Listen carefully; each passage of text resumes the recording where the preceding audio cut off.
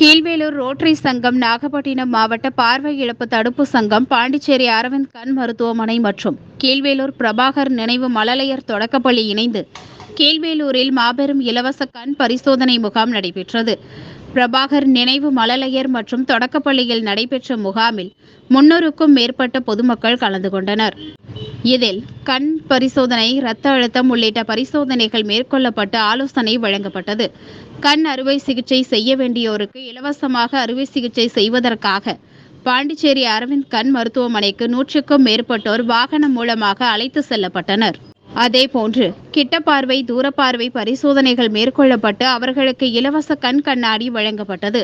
இதில் கீழ்வேளூர் ரோட்டரி சங்க நிர்வாகிகள், பாண்டிச்சேரி அரவிந்த் கண் மருத்துவமனை மருத்துவர்கள், செவிலியர்கள், பிரபாகர் நினைவு மழலையர் மற்றும் தொடக்கப்பள்ளி தாளாளர், முதல்வர், ஆசிரியர்கள் பங்கேற்றனர்.